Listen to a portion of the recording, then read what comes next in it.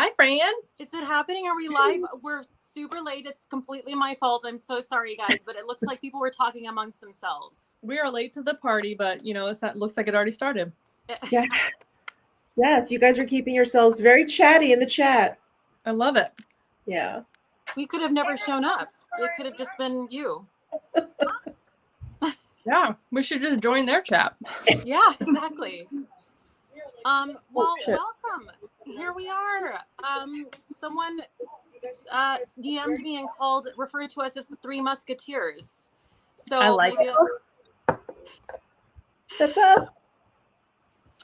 So right off the bat, I just want to ask, I'm always the one with the sound issues. So how do I sound? Can you hear me? Talk to me. What's going on? Yeah, because she sounds good to us, but I feel like sometimes you guys have issues. How do I sound? Can you hear me smacking my cheese? Yes. I love that. So jealous. Bueller. Oh, Lauren said I sound great. Wow, that's a new one. Okay, well, I guess, I almost wonder, Sarah, you pointed this out. I always have the air conditioning on. I don't have it on right now. And I wonder if that's what it was. Maybe. Interesting. Okay, great. Well, I hope I don't sweat my ass off. So here we are. This is, if you don't know who these people are, the person in the middle is Michele Wang, also known as DJ Michie B. Yes. And then, and Sarah is on the right. and she's also known as Better Off Red. AKA Count Orlok. Or sorry, oh my God, Count Orlok. How could I miss that? It's gonna make sense on Thursday, guys. Just wait. Just wait. Whoa, I can't wait. Teaser. Is that all you want to say? Is there more of a teaser than that? Yeah. Also, unsubscribe. Oh yeah, unsubscribe. Definitely unsubscribe to all of us right now. Right now, everybody, thumbs it down. That's right. Unsubscribe. We already have 3 thumbs downs, and we had those hours ago. Hey. So I sound far away. Okay, here we go. Oh man, I can't win. What is it about me? I think you sound delightful, but Okay, I'll yell. I'm gonna yell. Does that sound abrasive if I talk like this? Can you do that for an hour or so? No, I can't. Let's try an AirPod. I'm sorry, guys. 1 second. Let's just try it. I'm just blacked out for a hot second. Louder. How do we feel? Is this an improvement? You do sound louder. Yeah. Do I sound louder? Mm-hmm. Okay. Well, we'll see. Okay. I don't know. But all right. Great. So we're here to talk about Chris Watts. And if you don't know now I wanted to I don't know if I need to wait until 5 minutes into the live stream so YouTube doesn't demonetize this, but it is about a scenario, a very bad scenario that happened. Scenario where people don't live. A scenario where people don't live anymore, and someone's fault, and that person is Chris Watts. So yes. So anyway, we're here to talk. There's a documentary on Netflix. I believe it's still ranked #1 in the nation. I mean, it's pretty damn popular. And we all watched it. Oh yeah, we did. Yes, we did. Yeah. Mm-hmm. So what are people saying? Oh, Fada says makeup. Okay. Okay. I love it. You should new merch. Makeup. Like with all the U's. Oh, makeup. Guys, if you're here to talk about makeup, you've come to the wrong place. Definitely don't stream makeup into the live stream, because that's not gonna make us talk about makeup. So yeah. Well, Kathy Jarvis makes a great point. She said, Okay. plus I listened to Bailey Sarian. So if you guys are into like murder, mystery makeup, and Bailey Sarian, I want to say the very first episode that she ever did on this topic was on this particular story. So that's a good place to start if you don't know any details about the case, because she, does it in such a way where you're just like, tell me more awful things, the terrible, awful things. Yeah. Because if you go straight Yeah. into the case files, it might be too much because it's a lot, y'all. It's a lot. Yeah. We can get into it, but there's just so much like social media footage. It's like overwhelming. Yeah. And we'll get into that point too. And we'll kind of take the temperature of the chat and see how everybody feels about this. But like the wife in this story, the mom of the family, Shanann Watts, it seems like she was very present on social media. So their entire life, if you watch this documentary that's on Netflix, it's really just her like Insta stories and Facebook stories and stuff. There's so much. And her texts. She was a texter. Mm-hmm. A heavy texter. Yeah. I feel like, there's sorry, I'm having like a little bit of a delay issue, so I'm actually having to not look at you guys' faces. It's nice. This should be interesting. Should I get uglier? We'll so that you we'll don't say wanna look? hello to. Oh, okay. I'm sorry. What if you put? No, it's okay. It's just like a technical difficulty kind of night. So I was just gonna look in the chat and see, like, because I told everyone on my live stream last night to go and watch this documentary. Yeah. So I feel like people did their homework. Mhm. And then, sorry, I'm just trying to read some comments here. Devin Kirk said this documentary was very different. It was so hard to watch the footage without a neutral third party to remove us further from it. Okay. Interesting. What did you guys think? What did you think about this documentary? Like, did you find it hard to watch? Or how did you feel about it? I think for me, it's always like the timeline issue, the storytelling of it. So it's like they started with her missing, basically, like that morning when her friends like started to call the police and like go to her house and like do a welfare check. And then they kind of go back and forth, and then they throw all of her texting and her Facebook lives and all of that stuff in there. And I'm like, when is that? It was just hard to tell. And then it was like when I kind of let go of the timeline and realized that they were just showing all this footage to kind of paint their life, I felt like it was a little bit easier to watch. But then towards the end, they kind of go back like 3 days before the murder, 2 days before the murder. And it was like, oh, okay. Like I thought we kind of talked about this, but yeah, I mean, it was okay. I think it's just me. No, I agree that the way that the documentary on Netflix is presented is kind of hard to follow along. Like you don't know which side, I guess, to be on, which maybe that's by design. It's just weird, Because if you watch it again, after you know the rest of the story, you're just like, bruh. Yeah. And maybe that was the viewpoint of the telling of this, is that because it was such a popular case, they were probably assuming that you knew most of the highlights at least. And so they were trying to just make it a little bit more interesting. I don't know.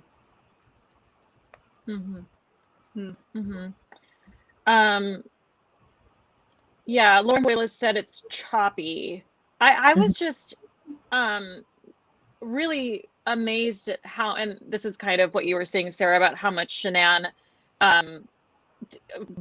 videotaped herself or recorded herself. It was like constant, and there was so much footage. They had so much footage of the whole thing. I was kind of astounded at that. Yeah. Someone in the chat mentioned, she was part of Thrive, which is an MLM, and that's, I guess, expected of them to kind of just be online and kind of painting this like picture perfect life or whatever. That's my assumption. Okay. Yeah. But maybe that's probably why, because I don't think just a normal person who has like a normal 9-to-5 job they'd post stuff on Facebook, but I don't think they would be going on live that much. I think that was probably part of her job. Yeah. Okay, that makes a lot more sense, because there's definitely a point in the documentary that I was like, come on, because she texted Chris, who was meeting her in North Carolina, right? Because she was already in North Carolina with the kids for the summer or whatever, saying, let me know when you're, coming down the hallway or whatever, so I can record the kids. And it's like, yeah, what? Just watch it with your own eyeballs, girl. Yeah. But okay. Yeah, I mean that's definitely, I think we can Kate, I'm sorry guys. Kate, your ear pods may be causing the choppiness in the sound. Okay, great. Okay. Let's just check them.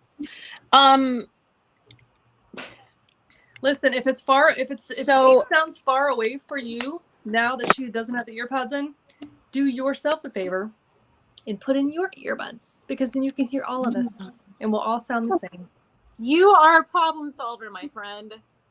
And I'll try to use my theatrical training to reach the people in the back. Yes. Okay, so what was I? Sorry, I will. I'll just try to talk louder. What were you talking about? The MLM? Oh, the constant recording of her children, like that.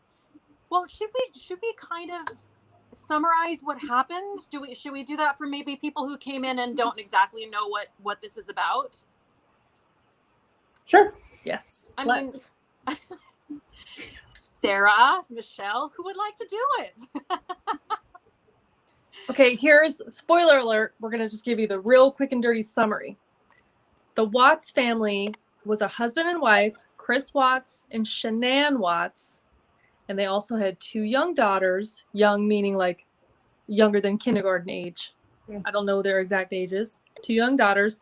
She was also pregnant with child number 3, who was a boy. They knew at the time that he was a boy. This is the hindsight 2020 version, okay? Chris was cheating on Shanann with a girlfriend who definitely knew he was married, didn't know probably how married, if that makes sense. You know what I'm saying? Like, was it end stage marriage? We don't really know. Shanann was a major breadwinner in that situation. She worked for an MLM, making a lot of money.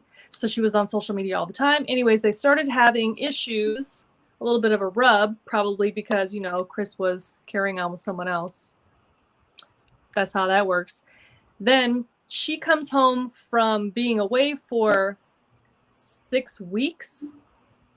And then immediately after coming home from 6 weeks, sorry, I'm getting text messages.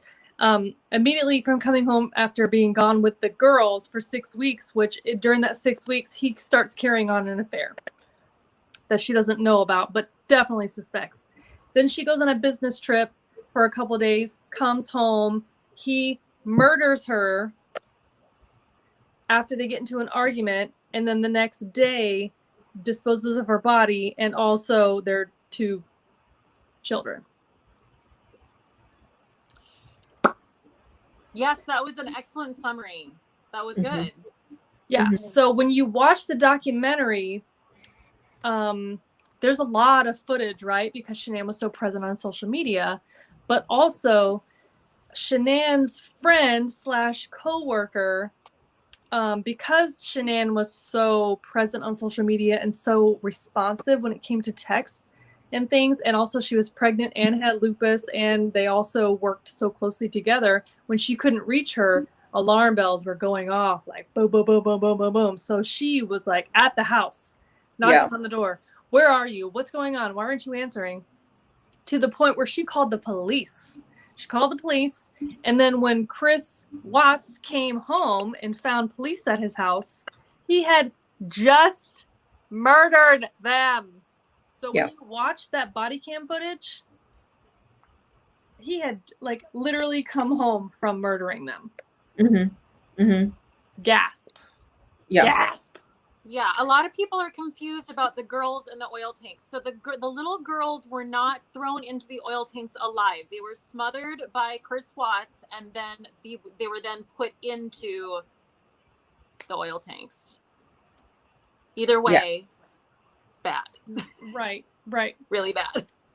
So also in the documentary, you're going to see Chris Watts is brought into the police station for questioning or whatever, and they already know. They've already like found the body. They've already like, they know.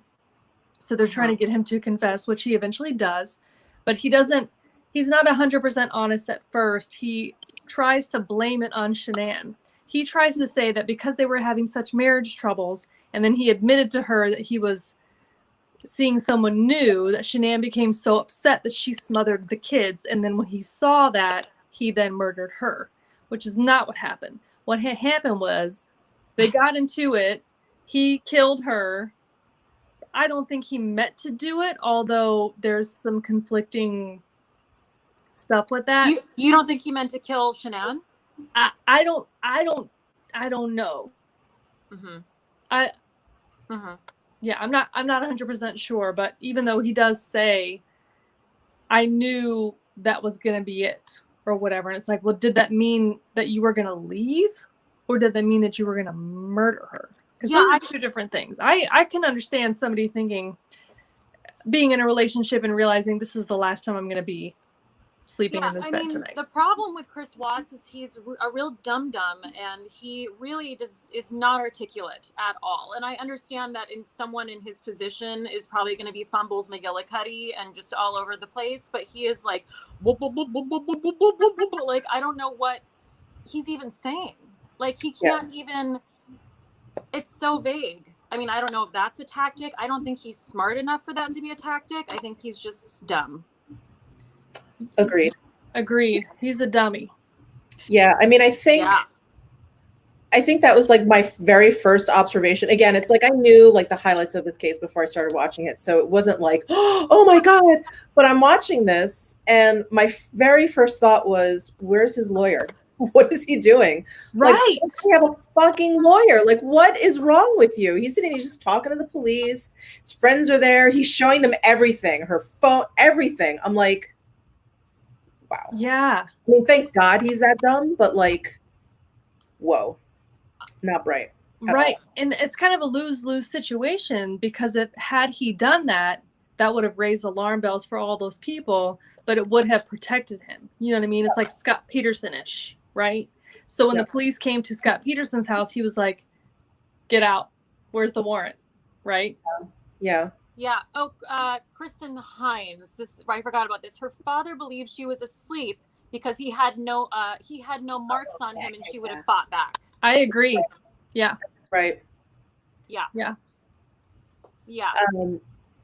Yeah, that makes a lot of sense. And I think when he says, right, I couldn't quite figure it out. But Kate, you mentioned that while he was being interrogated, he said something to allude to the fact that it was premeditated. Like, I knew this was going to be it, or I knew something, right? And I do think that it was, you know, thinking about it now and kind of watching that part back, I do think it was premeditated because in the beginning, or like just when they're talking about Shanann and like all of those like notes that she wrote him or whatever, like she was not going to leave that marriage quietly. And he of all people knew that. So I think he probably felt that was, well, who knows what he was thinking, but I think he meant to kill her. I don't think he meant to start talks about a divorce. I don't think that was the case. Yeah, there's a comment in here. Oh, I just lost it. Ugh. Stupid comments. Oh, here it goes. Ryan K. Yes, a friend of ours who is an attorney always says, I don't care how innocent you are, get a lawyer and be quiet. I've heard that a lot. It's like, lawyers are there to get you to shut up, stop talking. Yeah. Yeah. Yeah. No I mean, talkie. no talkies. If anyone's watched just one episode of Law and Order, you would know. Yeah. No talkies. Yeah. I mean, and it's like the thing about him that's so perplexing is that, you know, you look at someone like Scott Peterson. Okay, so now now that we're this far into it, I can say the name of the documentary. I feel like if you wait 10 minutes, maybe YouTube won't flag you if you say the word murder. Murder! This is about murder. So this is called, I think it's called American Murder, right? That's what it is. Mm-hmm. And it's about the Chris Watts murders. Yes. Okay, great. I just had to really get that out there and be clear. He's just not, he's not an interesting person. He's not compelling in the least. He's not smart. There's nothing about him that is charismatic. And I feel like that is usually, I mean, obviously I'm making a generalization, but when men kill their wives or whatever, there's you always hear there's like something about him, or like he just, you know, was magnetic when someone's sociopathic, but he was just a big pile of nothing. Spineless poop. He was a big pile of spineless poop. Yeah. Yeah.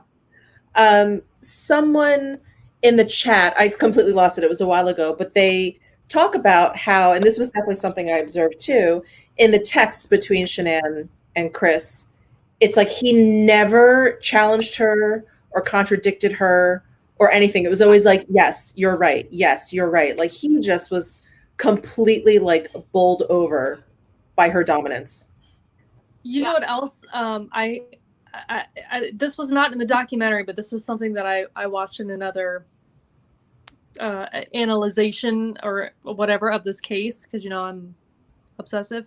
So a neighbor who, it must have been like an across the street or a next door neighbor type of person, said that they witnessed Shanann and Chris having an argument. She couldn't hear, or he couldn't hear what they were saying, but could see them gesturing and yada shmada. And it was very obvious that they were in a heated, hands in the face kind of argument.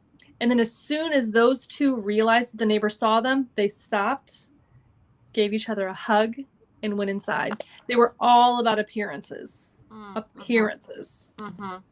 Oh, Sarah, about appearances, do you really think that she made a lot of money through that MLM? Because something you pointed out when they were going through the house was that it was a big house, but it was kind of empty. It was kind of empty. It wasn't fully furnished, we'll say that. And something I picked up on, and I don't know if you guys heard this, but right in the beginning, when the cops are at the house, her best friend has called the cops, this and that, and they get Shanann's mom on the phone. I forget why they call her, I guess just to see if she had heard from her or whatever. And the cop's like, well, I can't go in. This isn't, you know, the owners of the house basically haven't said I can, you know, I have permission. And the mom says, well, my name is on the house. So I think it was Shanann's parents that actually owned that house. So they were all like smoke and mirrors, it seems like. Mm-hmm. It does seem like that, because that house from the outside looked really large. Yeah. Lovely. They look like, like they were doing well. Yeah. But it was empty. And I don't know if it's empty because, you know, I'm not a parent, right? So like some people with really young kids keep more of like an empty house so they don't like eat things, put things in their mouth, make messes. I get that. But like they were not that age. They were older. Mm-hmm. And she seems like somebody who, if they had that kind of means, would have really made that house social media ready. You know what I'm saying? Mm-hmm. Shit flap. Live, laugh, love signs. All of that. Good comments in the comment thread. So they called the mom for the code to the garage. Totally forgot about that. And someone said her mom said she gave permission. It's her house. Yeah. Oh, no. But Chantel Conrad said, no, she said you have permission to enter my daughter's house. I don't think that's a thing you can say. I don't think so either. Right. Interesting. And someone else mentioned that they had filed bankruptcy. Chris and Shanann had filed bankruptcy like 2 years before. So yeah, I don't think they were in a good financial place, which would cause even more stress in a relationship. Yeah. Sorry if I'm like seem a little bit distracted, but I'm trying. There's so many good comments, and I'm trying to scroll through them and get to them. And someone made a comment about Shanann and victim blaming, and I really go ahead. No, fair enough. And we had like a pre-conversation about this because, hopefully the chat understands that we're just trying to talk about like the case as we see it as viewers. Nobody is deserving of this kind of end. Nobody is deserving of this kind of treatment, no matter what they do. So let's just make that perfectly clear. Yeah, I think that like we're making observations about like their relationship, their life, that is all a part of the documentary, but in no way, shape, or form would we ever be like, and therefore she deserved this. Like no one here thinks that. So like don't even do it. Don't even do it. No. I couldn't find the comment, but we covered it. Jan said, I think that's why he killed them instead of divorced, because he couldn't afford a divorce and actually live the life he wanted to.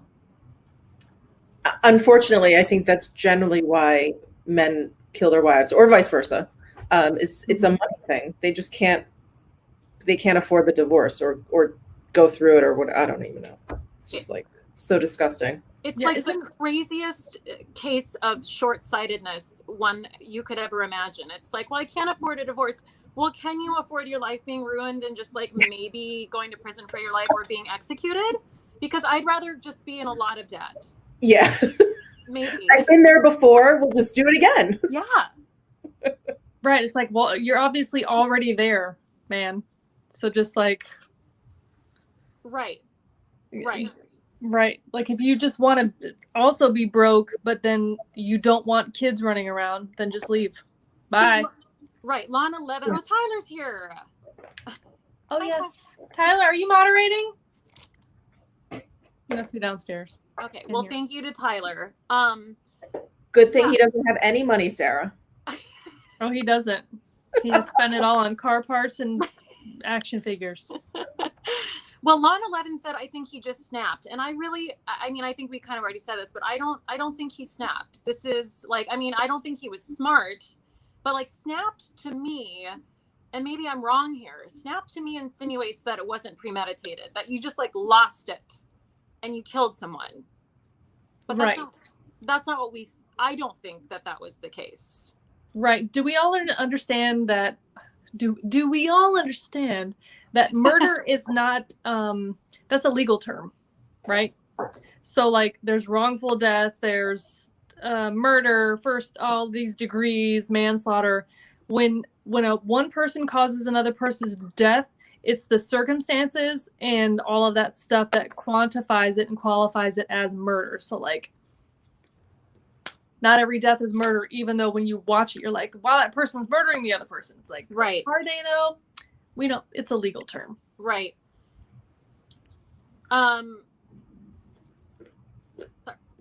Yes. Well, that's a good point, because I don't think of it as a legal term. So I feel like a dum-dum now, and I'm glad you pointed that out. Yes. Yes, absolutely. I just feel like, the whole, like, you almost start to feel bad for him.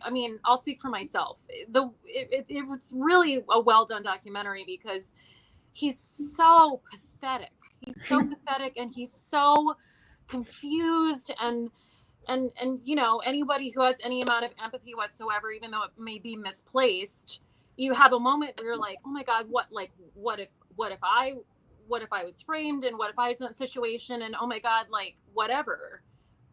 All these things, but he really, sorry, I've lost my train of thought. I think I understand what you're saying. Like when we're watching him, Yeah. It's just like super, it's just one thing after another turnoffs of this Right. this guy. Like he's 100% emasculated, but also dumb and Right. like not a good person. Right. So that brought me back to it. So you start to feel like the way the documentary keeps rolling, I started to feel like almost sad or upset for him. I mean, even though I knew I shouldn't. And then at the end of it, they do a great job of coming back around and replaying in a very like short form order all the horrible lies that he told, like him in the very beginning in the house being like, I don't know, she's always attached to her phone, I don't know, and the text that he sent after he killed them, and then basically told Nicole, who would be the Amber Fry of this story, told her that he can't wait to start his new life with her, or start their lives together. So like, you know, it's like, wow, I just really feel bad about feeling bad, because what a fucking piece of shit. Yeah. Lisa Blancett is spot on. I'm reading her comment here. Yeah. I don't think they argued based on when she arrived home that night. I think she fell asleep and then he killed her, which I think is totally true. So I think, you know, based on what we talked about already earlier, is that she was not going to leave that marriage quietly. She was fighting for it. She's pregnant with baby number 3, who was probably the Band-Aid baby. You know what I'm saying? Right. Based on all the other text messages, like things were not good. And she was trying to get him back in. Right. He was just like, man, I'm fucking trapped, bro. So I'm gonna have to kill her. But like, what a dummy. Yeah. If you kill your wife and then you go bury her at your work site, why wouldn't you then also bring her phone, take her car, and get rid of it? Yeah. It's just so short-sighted. You said it earlier, so short-sighted, but at the same time, how much time did he have? Because by the time he got home to maybe take care of those things, the cops are there. Right. Angela Maria said, not for me, not once. He can rot in hell. I think she's responding to me talking about, you know, the momentary empathy I had in the middle of the documentary and he's being interrogated. I just want to say, I do not fucking give a shit about Chris Watts. Right. No. Like a pit. That's not what I'm saying. So I feel like, you know, I'll stop with the disclaimers, but like, no, that's not it. But like the progression of the story and the way it's told is very well done in terms of documentary and like making you feel like you're there.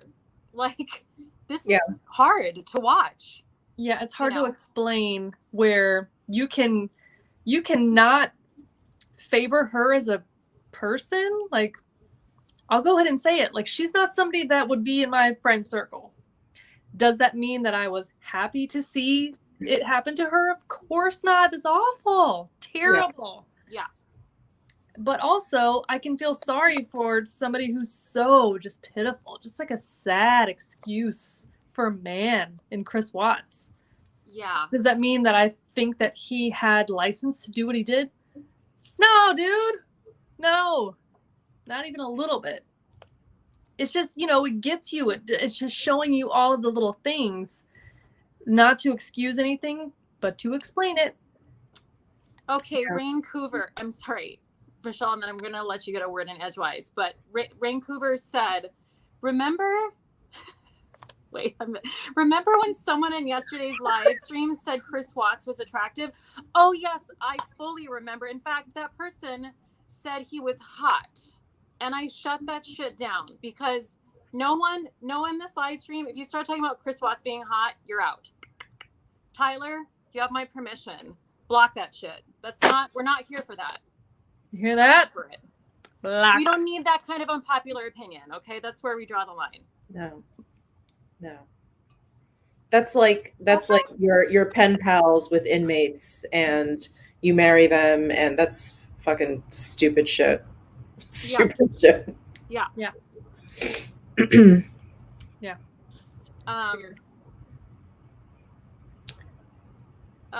Okay, what else? What else are people saying? People are talking about Nicole, who is the girlfriend. And I'm going to pull up an article that I found on her like search history and all that jazz. Because like the police, yeah, it is interesting. I'm not saying, I mean, do you think that she knew more than she lets on? Who, the girlfriend? Yeah. I think, sorry, Michelle. Let's hear what you have to say. I've been talking a lot. Oh no, I mean, I don't know. I mean, I don't think that she knew that he was planning on killing her, but she said that she was under the impression that they were separated. So he was probably feeding her the lines like, oh yeah, we're getting a divorce or whatever. Look, she's away. She's away for 6 weeks. Like, we can't even be together in the same house. Like, I'm sure that's all it was. Because I just feel like there would have been, I don't know, just more evidence of her involvement if she was involved at all. So I think that was it. Yeah, I agree. I think that girlfriend was pretty self-aware. If you guys didn't know in the chat, once she revealed herself, because she came forward, right? The cops had to kind of pull it out of him, that he might have. They didn't even know about her, but of course they suspect that he's carrying on a affair because it's so typical, right? So she revealed herself after he got arrested, and they of course confiscated her phone records and her internet search history and all that stuff, because all that stuff you can do when there's been a death. If you guys didn't know, side note, your text history and all that stuff cannot be subpoenaed unless there's been a death. Didn't know that. But if there has been, give it up. Like, you can't keep it from them. Anyway, so they got her search history, and she had searched things like wedding dresses, things like husband or man I'm the mistress of is going to marry me, or whatever, however that's worded. Mm-hmm. And did people hate Amber Fry? Right. Yeah, that's what I pulled. Oh yeah, and I also put this comment up. But like, this is actually interesting, something I didn't think about. I wonder if he actually did have a plan to get rid of her phone and all of that, but we'll never know because the police. I mean, he looks like, the fact that the police are already there is like, holy shit, for him. Like, what am I gonna do? Yeah, and that neighbor, the neighbor with the security camera, that faces the driveway and brings the cops over, and Chris is standing there watching it like, fuck. Yeah. Yeah, he really did not think it out at all. No. And then he leaves, and the neighbor was like, yo, he's acting weird. This is really weird. I was so relieved that his neighbor said that, because that's not where I don't know. I was worried it's going to be like a bros protecting bros situation, and I was like, yes. Yeah. Oh yeah, he threw him under the bus as soon as Chris left the room. He was like, dude, he's acting weird. Yeah. He's acting fishy. I was like, oh, okay. I was obsessed with him. I was like, yes, sir. Yes. So I have this. So this is from Women's Health. Where is Chris Watts' girlfriend Nicole Kessinger now? And it says that for where she is now, it's unclear. Some people think she's in the witness protection program. Mm-hmm. Before Nicole disappeared, she searched online for, quote, did people hate Amber Fry, which is what you said. This would be 4 or 5 days after the murder. And then, yeah, it says there are some rumors that she's in the witness protection program. Nicole did say to police that she, quote, would not be surprised if it's going to be hard to go out in public sometimes for a couple of years. Oh, Nicole. That's poor Nicole. Oh, poor you. Oh. I know. It's going to be so hard for you to be alive and not in an oil drum. So hard. Yeah, that's like not good optics, right? Like, maybe just that wasn't what you should have said for that to be your quote.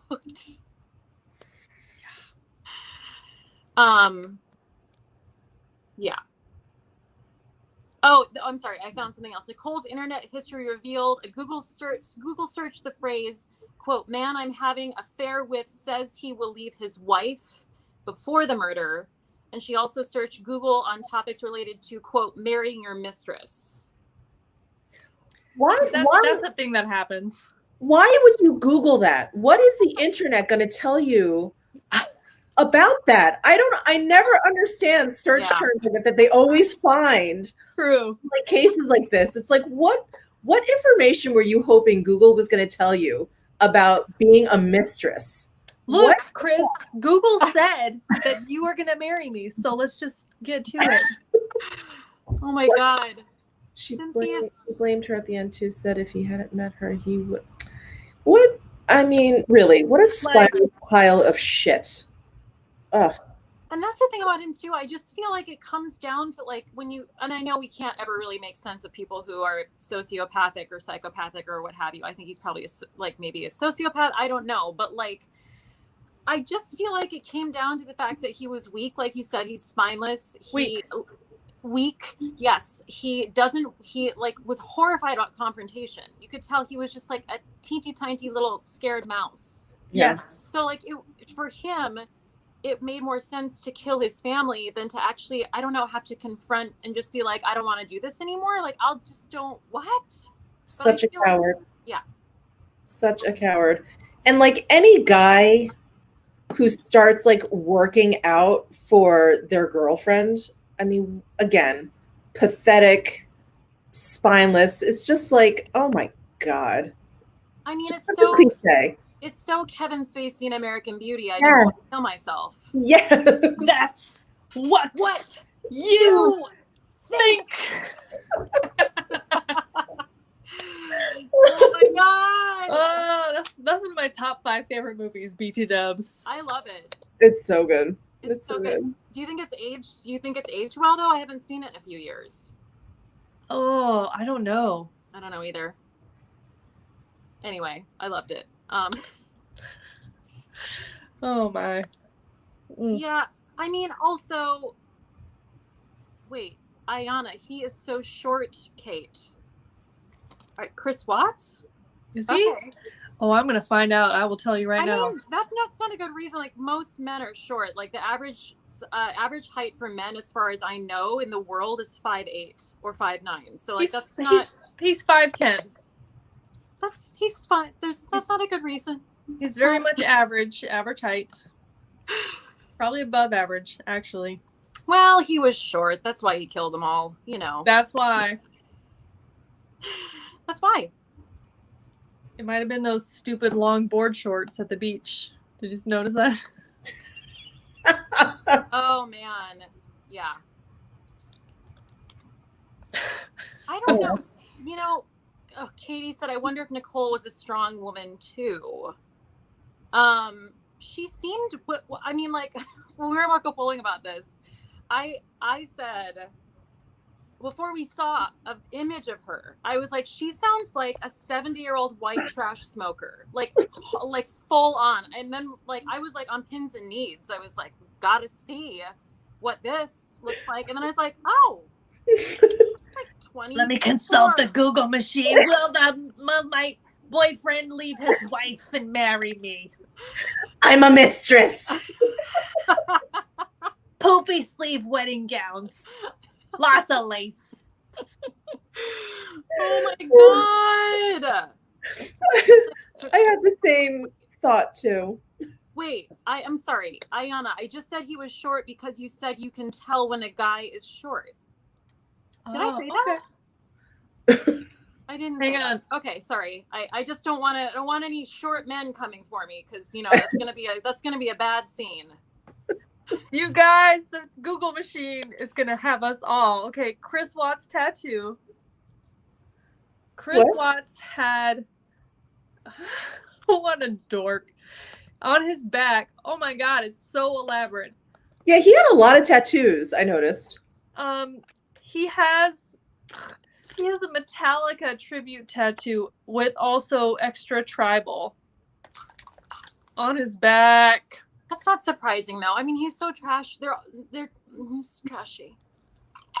I mean, commitment to a musical band. Listen, I mean, I guess he's just really into it, but okay. Leg tattoos. Hang on, stand by. Yeah, he had them all like up and down his legs and his arms. I felt like It wasn't very. Oh God, there's a cobra tattoo. Stop it. One arm is a cobra. The other arm is like a burst. Like, oh, and a barbed wire ring around the arm. You're I'm fired. sorry. I have a look of horror upon my visage. I'm just like, Ugh. I saw the burst and the wire thing in the documentary. I was like, if you have a barbed wire tattoo on your arm, I'm not entirely judging you because I also have a shameful tattoo that I will never reveal to anyone, but cover it. Be ashamed, okay? Because it's shameful. no, it's not. It's not. I'm sure it looks just fine. Girl, it looked fine in 1999, okay? When it was relevant. Maybe. Are you saying it didn't age well? No. Kim McConnell's making a very good point. Spency's for the tattoos. Tattoos are not cheap. No, they're not. Well, No. these did not look expensive. Okay. Still, if you're like filing bankruptcy and you have like very little furniture in your home, I would think that's the last thing you need. Have you ever been to North Carolina? That's where they're from. What did- It's like a JK, rule. What did Metallica do to deserve this? Oh, Tyler, wait in. Sarah's tattoo is terrible. Oh, that's sweet. Jamie Tyler. K is telling on me Sarah has a butterfly tramp stamp. Who is? Jamie What? K. She's Why is telling it on me. me? Jamie, I thought we were friends. Why don't you tell people about my tramp stamp? Jamie, how do you know that? What's going on between you guys? Is there like are you having a thing? How does she know about your tramp I stamp? must have already told this story. I probably have. You must have. Oh, there's a super chat. Ashley A. You ladies are making my night, keeping me company while I try to put down the baby. Lots of love. P.S. The barbed wire cuff tattoo is a crime in and of itself. Yeah, she got it. Yes, Ashley. Thank you, Ashley. Kevin's yelling about the super chat. Mrs. Unnecessary. Wait, I'm from North Carolina. Girl, so am I. Where you been? Southeast North Carolina, by the way. We got it. What? Late to the party. Thank you, Tyler. Tyler's Listen, yelling about the super chat late. we can diss almost any state. We'll come for your state. Just because you're there doesn't we mean will. we'll come for it. North Carolina. I now live in Maryland, so now I can claim that shit. Technically, right. Maryland. Merlin. Michelle can now claim Nevada. Ashley, I'm sorry, Ashley. I'm just gonna say Ashley because your last name. I'm not sure if I'm saying it. LOL. I am from North Carolina. We are not all trashy murderers. I swear, though I do live in Delaware. Well, I definitely thought everyone in North Carolina was a trashy murderer. Is that not true? Yeah, that's why you have to leave. Okay. Yeah, that's what I thought. Okay. Yeah, I think That's what I from. thought. I think they were from Fayetteville. Hang on a second. Let me see. Sorry, we're really about to get in there. No, Can I tell you, I watch a lot of ID channel, right? Investigation, Discovery, true crime television. It's great. We all love it. There is a lot of shit that goes down in Fayetteville. Is that a big town? Is that like a small city? Like, what is happening? I don't think I've ever been to North Carolina. Hold on, I'm wrong. They're not from Fayetteville. They're from Aberdeen. Okay. Which is in the triangle. Raleigh, Durham, Cary, Chapel Hill. Like the capital triangle. That's the only place I've been. I mean, I did go to Raleigh. Durham. Raleigh. It was nice. It was a It's cute nice. little town. No, it's nice. Like the further inland you go, well, hold on a second. Sorry, we're getting off the rails, but like either if you're super duper East Coast, that's nice. If you are in the center or west, super west, like in the mountains, perfect. Favorite place ever. Favorite place ever. Smoky Mountains, Appalachian Trail, yes, sir. But like I've been there. the rest of North Carolina, it's questionable. I've been to Asheville. Where is that? West.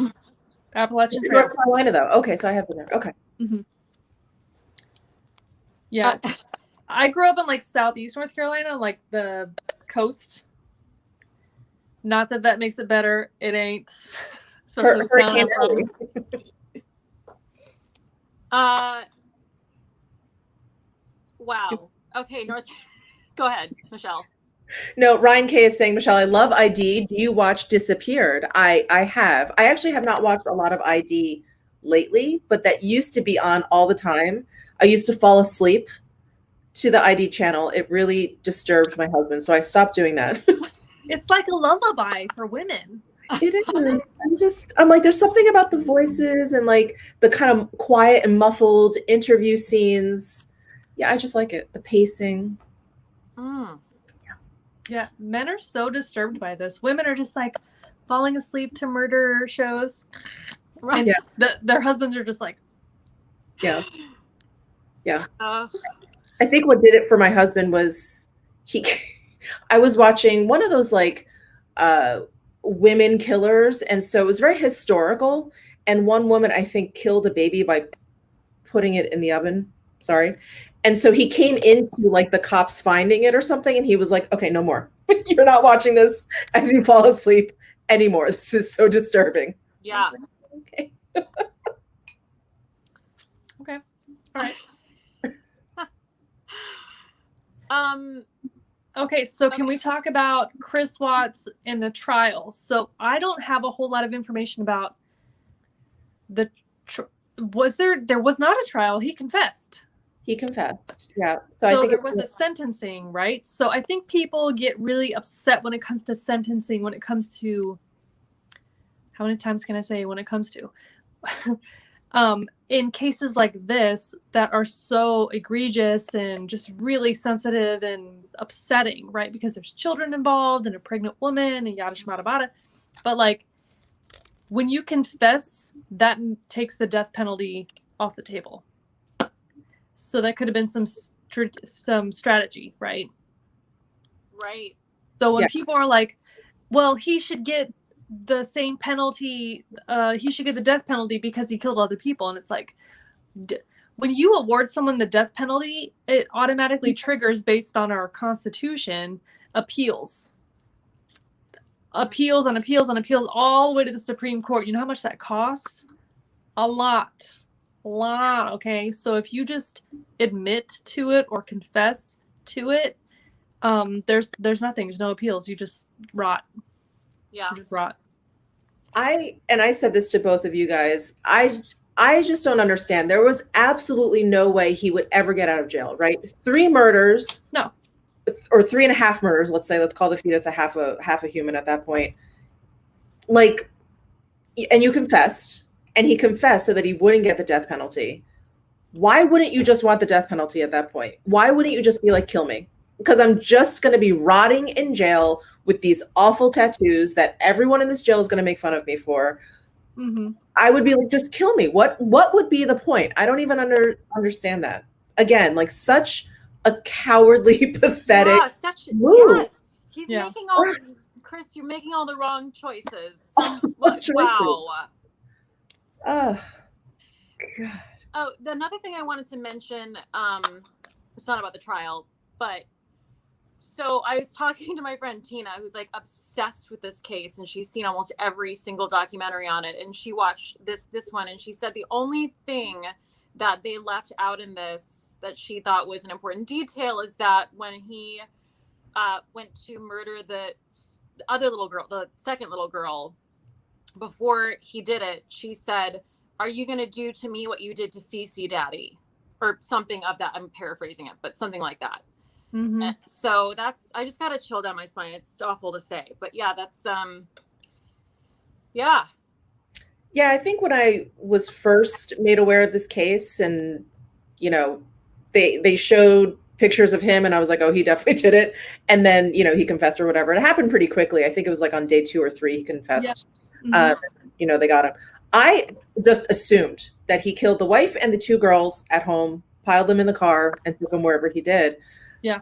To know that he killed and put the corpse of his wife in the trunk while the kids were there and watching, because they asked him, "Is mommy okay?" And he said, "Mommy's fine." And then put them in the back seat with the dead body behind them and drove out like 45 minutes, an hour, they said. Yeah. I don't think that he intended to kill those kids. Not in that way. I think when he got out there, he saw and was inspired, I guess, like, oh, this looks like a good hiding spot. Yeah. What's this comment? I was confused about the issues between his mom and Shanann regarding the kid's allergies. Why was that such a big deal? Does Shanann think she was trying to hurt the kid? I mean, I kind of understand. Yeah, go ahead. I think there was history there. I think they kind of mention it a little bit later on, but Chris's parents never liked Shanann. Yes. And I can't remember why now. But they briefly address it. So I think there was history there, and I think that was probably... They didn't think she was good enough. That was basically like the explanation they gave or whatever. Okay. We don't know why. Yeah. But yeah. Listen, maybe she didn't have enough weird tattoos. Okay. We can't all be winners. That's right.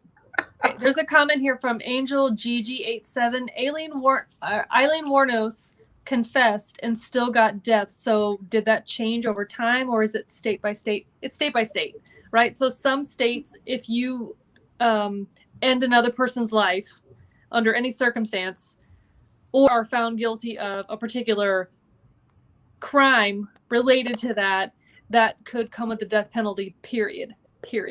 So in Colorado, at the time of this event, the statutes were different. So like if you were found guilty after pleading not guilty, that's a different penalty. But if you confess, the statute disallows death, I guess. I mean, the Eileen case was so long ago too, where I think the death penalty was, I don't know, handed out a little bit more freely. Also, it's Florida, and Florida is a lawless wasteland. It's kind of true. Right. Sorry, not sorry, Floridians. Move away. That state is horrible. Sorry. Did you guys not see the comment? I know it, but Jenny with a Y is one of my funniest subscribers, and I don't know what she said. I can't hear. She basically said what you just said. Like, everyone from Florida is like a trashy murderer, is what she said. So that's, yeah, it's a fact. That's literally a fact. Oh my God. Listen, I'm just saying, if you're mad, it's because you know it's kind of true. Okay? Oh, you have a nerve. Coming and going. I love that. Yes. Okay, so side note, there are 2 Venmos from Devo Kirk, who sent a Venmo and said, I'm excited to see the trifecta Trinity tonight. Trinity? No need Make to a triangle. Oh, Are well, you ready to make a triangle? Wait. Wait, should I do the bottom? Wait, hang on a second. Here we go. No. Wow.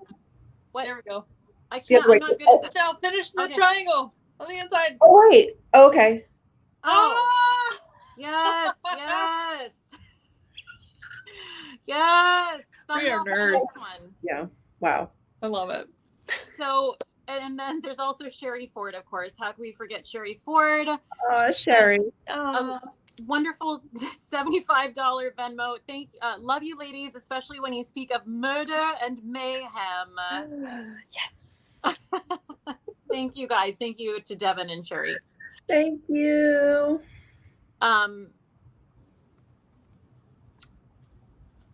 Okay. Sorry. What were we talking about?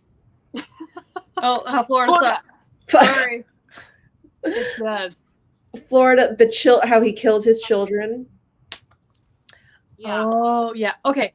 So, the coroner's reports of the deceased, right? So, Shanann had no defensive wounds, which would support the idea that she was overcome while she was asleep. I would agree. Mm-hmm. Also, the one of the children had no defensive wounds either. So I think on the drive out there, they fell asleep. The kids fall asleep in the car, right? I fall asleep in the car. I think he went to that one first because she was asleep, handled her in whatever way he was doing the thing, and then came back for the other one, who then fought. There was defensive wounds on that one. Sorry, Megan Edwards. I was going to send you ladies a $500 Venmo. Wow. But then you insulted the great state of Florida. Well, I don't regret it. You know what, Megan? Take that $500 and buy some masks. That's what I say. You go, girl. Hand them out. Or don't. Florida they don't seem to care. Florida needs it more than us. It needs it more than us. Dude, let me tell you how much sorry, Kate, I'm alienating this fan base, but I don't care. my best friend lived in Key West for 7 years, and I hated it. I hated it. Okay, that was a free ticket to paradise. Key West sucks. It smells like pee. Everyone's drunk. All the food is fried. It's terrible. Well, let me tell you something. I worked on cruise ships for 5 years. Our home port in the U.S. was Port Canaveral, Florida, which is a complete and utter wasteland. And the height of my day was going to the Port Canaveral Mall that had what is like the bookstore that's not Barnes and Noble, like the sad bookstore that like nobody Borders. What did you say, Michelle? B. Dalton. Books a Million. God. Wow, one of those. That was like the only thing I had was that and like a Cinnabon. So where you could go to the back and like get in one of those plastic leather chairs and read Tiger Beat for free. Yes. Or 17. Yes. Mm-hmm. Well, I'm glad we really roasted Florida thoroughly. It deserves it. Listen, they have Disney World and they have Sarasota, and that's about it. They're fine. They you know what? They're not fine, but no, they're anyway. awful, and you know it. Because that's why you're getting so upset, Floridians. That's because you know it. And also, I think I just inhaled a pork rind. Speaking of trash, I also. You heard about the news about, sorry to get us a little off track, but Disney laying off 28,000, I believe 28,000 yeah, employees. Like, yeah, horrible. Yeah, I mean, terrible. Anyway. Yeah. Moving on. Moving on. Moving along. Ryan K., don't be mean to Florida. We need them in the election. I don't think any of those people are here. So I think they're... Can we just like Bugs Bunny, like cartoon saw them off? Oh, okay. So, no, okay. Let's get back on topic. So back to the case. Wait, hang on. Susan Midkiff. So where is the best place to live, ladies? Ironically, I would argue that Colorado is a great place to live. Even though that's where this case took place. It was just terrible. Lisa Blansett, every state has its own shit. Oh, Lisa, don't be a diplomat. Come on. Vegas is nice. What's that? Vegas is nice. Yeah. If it's hot and you don't like breathing.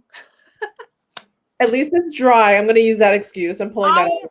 Listen, I stand by that. I love a dry heat, and I will be that person all the time. Like, although it's I know it's a bit much. It's definitely a bit much, but very rarely am I just outside in Vegas, like walking. So it's okay. Oh, touche. That's the thing about New York. That's like, you can't, like, it'd be fine if I just had, a car and I could get an air conditioning, but it's the lack thereof. Yep. Really. Yep. People are like coming, they're like, Minnesota, represent. People are getting in there with their states. We could have a whole live stream where we just all roast cities. We just like go across the nation hating everything. I think we should. I've been to enough.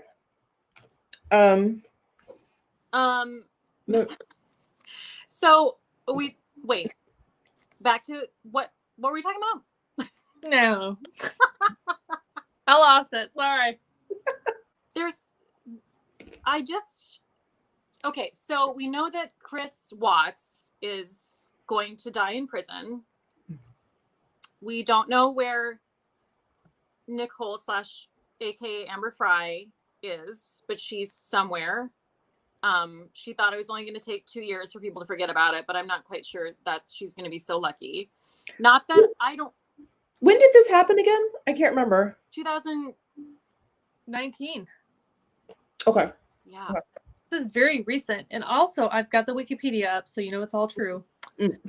So after he pled guilty to the murders, the death penalty was not put forward by the district attorney on the request of Shanann's family because they did not want any more death associated with this.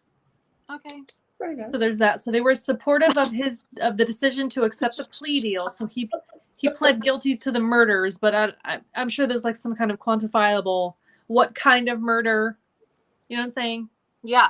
I read an article that was basically saying that like everyone in where Chris Watts is currently in prison, like they're waiting.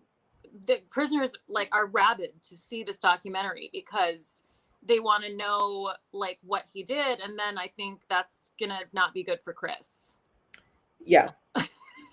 Yeah. Right? Like child murders, like maybe not with that. Oh no, they are not happy with that at all in prison. Mm-mm. Yeah, no.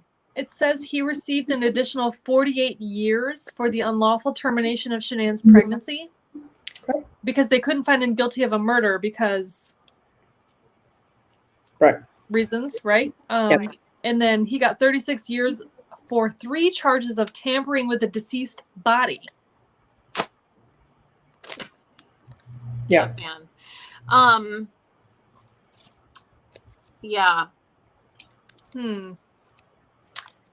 I mean, I'm so he was moved to an out-of-state location due to security concerns. So he arrived. He has been at the Dodge Correctional Institution in Waupun, Wisconsin, to continue serving his life sentences. So he's going to expire in Wisconsin. Okay, I'm sorry. Okay, I pulled up an article from People. So listen, not the best source, but this is what we're doing. Listen, it's at the grocery store, okay? It is trustworthy. That's right. True. 100% true. It's called Chris Watts is corresponding with women from his prison cell. Source. They all are. Yeah. Yeah, that's why I'm not down with anyone being like, but also like Chris Watts is hot though. Like that's not a good point, nor is it valid in any way, shape, or form. Not allowed. It's not allowed. It's not allowed. Mm-mm. Like, is he fit? Like traditionally fit? We could all argue maybe okay. Sure. Is anything else attractive about him? No. Well, no. Okay. First of all, his hair is running away from his face. Shit. Sorry. But there's that. Also, he murdered his whole family. Yeah, there's that. I think that's the main one. Yeah, he's a spineless piece of shit. Yeah. This is what this article says. He got a lot of letters at first, says a source who has spoken with Watts in jail. Many of them are from women who thought he was handsome and felt compassion for him. He had nothing better to do. So he wrote them back and he started having pen pals. A couple of them stood out and they've kept in contact. I mean, this isn't like, a news flash. This happens all the time, but it's really astounding, isn't it? Yes. There's a lot of women out there who love to correspond with inmates. Yeah. I'm sure there's a psychological name for, I don't even know, but it's so bizarre to me. Yeah. Sorry, I was pulling up so at the end of the documentary, there's a couple statistics which are very chilling. Correct me if I'm wrong, but the first one is 3 women are murdered by either their ex or their partner every day in the US. I believe that's it. That seems like a lot. Every day. Yeah. I think it was the US. I'm a little bit, it was at the world. I do think it was America, but I couldn't. No, they said American women. Okay. And then the other one is it's almost always premeditated. Mm-hmm. And shit, there was a third one. I can't remember, but it was also terrible. I can't remember right now, but those are bad enough. And I think, unfortunately, during the lockdown and the pandemic, that number has probably gone up. Unfortunately, it's been a huge problem, I think, that no one is really talking about, the domestic abuse that's going on now. I'm sure. Yeah. Yeah. Oh, God, I'm sorry I keep clicking out of I'm trying to scroll and it just clicks me out of it. Sorry. Yeah. I know that one of the leading cause of deaths for pregnant women in America is homicide. Leading? Really? What? It's not the leading, but it's up there. One of? Mm. Wow. Mhm. And is it a homicide by their partner? Yeah. Always. What the fuck? It's like, dude, just leave. Just ghost out. If you're not into the family vibe, like just leave. Just leave. Put on a little condom. Like what? Yeah. Yeah, This is- there's also that. yeah. Okay, sorry. Now just Googling shit over here. Just call me Nicole. Domestic abuse. Killers follow 8-stage pattern. This is BBC News. The 8 steps, there are 8, apparently according to this, there are 8 steps in all 372 killings that were studied. A pre-relationship history of stalking or abuse by the perpetrator. Okay. The romance developing quickly into a serious relationship. The relationship becoming dominated by coercive control. Do we feel like these things apply? A trigger to threaten the perpetrator's control. For example, the relationship ends or the perpetrator gets into financial difficulty. The perpetrator has a change in thinking, choosing to move on, either through revenge or by homicide. I think they were so good at hiding their dysfunction from anyone else than them that we will never know what it might have really been like to be in that marriage. But I fully believe that he was definitely like a dog backed into a corner type of a situation where like he felt, this is not justifying it, I'm not on his side, but he felt like he didn't have a different way out, and he either was short-sighted and didn't think about it, or thought he was going to be able to pull this off and wanted to just make it disappear. Yeah.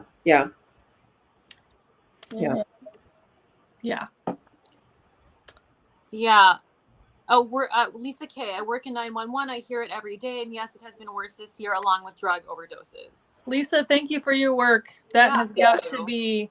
Yes. Yeah, that's just that is something.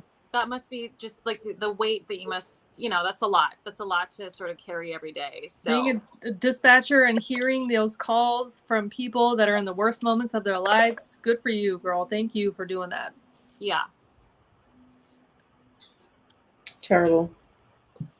So sad. Yeah, and I know, again, we already know that he's spineless, but the initial sort of go-to response of his was like blaming Shanann and saying she killed the kids first, and that's why it's just like, well, I think that he was inspired by that, and I'm not blaming it on the police, but I think in the interrogation they planted a seed in him, and I don't know that they directly fed him this, but maybe they said something, because it didn't surprise me to hear him say that. Do you know what I'm saying? Mm-hmm. I think they did say something. Didn't they say, the first copper in the interrogation, they were like, did she hurt the kids? Yeah. Did you feel like you had to do something? Right. I don't know if I'm making that up. I feel like I remember hearing that. Right. So like, I feel like they planted a seed that he was like, ooh, good idea. Yeah, she did. Mm-hmm. Like, oh yeah, that is a way out. Yeah. Yeah. Right. And also, can we talk about the interrogation? Can we just talk about the interrogation? I was just gonna say that. Yes. So the woman in the Beetlejuice outfit. Mm-hmm. Okay. Also, I really just needed her to like pull up with her posture, just like really just like put those shoulders back and just like breathe in, because it was like literally she was like the Hunchback of Notre Dame, like sitting at a table, and all I could think was like, oh girl, no, like if you watch this, it's just gonna no. That angle. Yeah, there was a lot of unnecessary touching from her. Yes, lots of shoulder. A lot of like. Well, like, even the guy didn't, after, I think like Chris is about to confess, they bring his father in, And when the guy that actually wasn't doing much talking, he was just kind of sitting there. When he leaves the room, he puts a hand on Chris's shoulder, like, and I think they're trying to create like a rapport with the suspect, to get them to trust them or whatever. But I was like, fair. Totally understand. We don't need to touch though. It seemed like too much. Maybe they do. Maybe that's part of it. You know what I'm saying? Like, I wouldn't want to touch him though. I would be like, I'm drawing the line. No, I mean, I would be totally like disgusted, but at the same time, like maybe that physical touch is that one thing that gets him to be like, oh, they believe me. They're on my side. Yeah, I can trust them. You could tell that last, like when the guy like grabbed his shoulder on the way out, you could tell that was just like sort of like a last ditch. It was not sincere. No. That fucking guy, by the way, I hated him. Okay. I think I hate the male interrogator more than I hate Chris Watts. Okay. Oh wow. This is like strong words. I hate Lauren more than I hate Keith Raniere. Is that sort of where we're going? Like Oh yeah. Because when you're watching the interrogation, right, they're at the table. Chris Watts you can see his back. There's Beetlejuice outfit lady here, like on the one side. On the other side of the table in the corner facing the camera is the other interrogator guy that I hate. And he comes in and he's just like, they ask a couple questions and then he goes into bad cop mode. And he was like, come on, just stop. Just stop. We already know. Yeah. And I'm just like, were you watching Law and Order last night? Did you see this last night? And then he goes, okay, I need you to take a breath. Just take a breath. Okay, ready? Yeah. Yeah. And I'm just like, get the fuck out of here. Right. I mean, I think they were like doing like textbook interrogation, which us watching it, obviously it's like, I don't know what it's like to sit in that room. It looks ridiculous. Yes, it looks ridiculous. But right at that point, when they come in like that, I would be like, I want a lawyer. Like, what is going on here? Again, Chris, fell for it, basically. Yeah, Suzanne said Chris was a baby and they treated him like that. He needed to be coddled. They knew what they had to do. Okay, that's fair. Infantile. I got you. It's a good point. Totally, yeah. Yeah. And like that whole video, like, the third baby on the way, and like that was videotaped, or videotaped, that's recorded, where like the reveal of him finding out, and that was, I mean, that was only what, like, well, I don't know the timeline on that actually, but it wasn't that a few months. Yeah, a couple months. The chat is blowing up. They're like, well, listen, it worked. The interrogation style worked. Yes, it did. Okay. Obviously, that's not what I do for a living, so I don't know things. Yeah, I mean, it worked. But I mean, what wasn't going to work on him? He was so weak and dumb. Like, weak and dumb. Oh my God. And his dad, when they brought in his dad. Oh, that was sad. It was sad. I felt so bad because, I'm sure he had some kind of relationship with Shanann and the babies, right? So he's learning about this stuff and he's trying to like keep it together. And he just wanted to like just poop everywhere. And you could tell his dad like kind of knew. Like I just wondered like how much his dad thought that he maybe did something, because he almost kind of was like, I forget what he said, but it was like leading, I think he said, what did you do? It wasn't like, what happened? Or like, son, I know you didn't do this. Tell me what happened and we'll fix it or whatever. I think he literally said like, what did you do? Also, Dad, why didn't you say, where's the lawyer? That too. Right. Hey, Dad, where's your lawyer? Like, son, because like as soon as he got a whiff of Chris, saying he was involved in any kind of way, all he had to do was be like, let's call a lawyer. Yeah. Yeah. But I also get the sense that the cops probably got to the dad outside too. Like, we're bringing you in here because we know he did it. We just need the confession. Yeah, And 100%. we're going to be there to like ease him. And as like the parent, like, what do you do? Oh, God, it's terrible. Sherry McGinnis, how can you emasculate a man like that? Like, what are we talking about? Chris Watts? He emasculates himself. I don't know what that means. Yeah.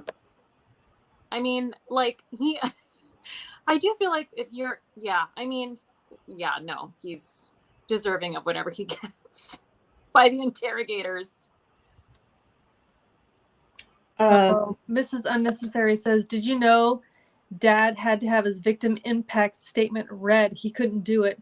Oh my gosh. Wait, what does that mean? Chris Watts' father wrote a victim impact statement? Or Shanann's dad. Oh, Shanann's dad. Okay. What is what? I don't know what I'm sorry, a victim impact statement. I don't. Right. It's something that they read at the sentencing trial. Yeah. Or hearing or whatever. Okay. I mean, okay, hang on a second. I'm seeing a lot of stuff in the chat. So when we keep saying things like call a lawyer, it's not that we think that anyone involved at fault should be protected. No. It's just like, please stop. Just stop, because just stop. Like if there are facts that need to come out in the case, the more that you say in an interrogation room, the more actually it can be pulled apart in the trial, if a trial happens, where they could say that you were coerced into saying those things. So when you get a lawyer in the room and then the lawyer communicates for you, now everything is above board, has been translated, right? So it's actually better for getting to the truth when you have a lawyer there. Right, but I also think, go ahead, Michelle. No, you go ahead. No, really, you go ahead. No, I was just going to say, like, you want a fair trial. You want to be represented. If you're like in the eye of the hurricane of a murder case, I just think, why wouldn't you call a lawyer? Like, well, yeah. It just doesn't make any sense to me. Well, and to your point, Michelle, I think your other point that you were making is that, like, it's just an indication of how stupid he was. Yeah.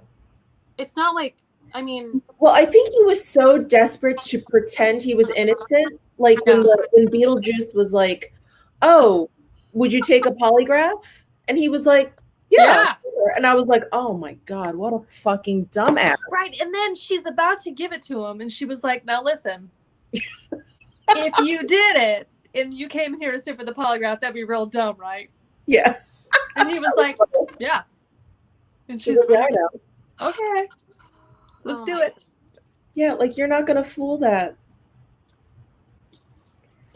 Yeah. Do you think that, I don't know. It's like, do you think that he's, I mean, I know we're not doctors of psychology here, but do you think that he's a sociopath? Is that what you think?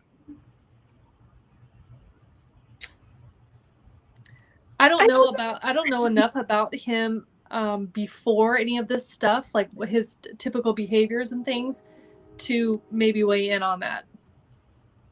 Right. Yeah, it's like, was this a one-off thing? Or if he had gotten away with this, would this have happened again? I don't know. Capital K, maybe he, oh yeah. Yes, I'm sorry. This is, she said maybe he thought he couldn't afford a lawyer again. Worth going into debt for. Mabes. Yeah. Just a thought. You can't cure stupid. That's for sure. Yeah. Yeah. Yeah, I guess, like, what are you laughing at, Michelle? Jenny with a Y. Hey, Dad. Can you get me a lawyer and maybe an orange Gatorade? Mm-hmm.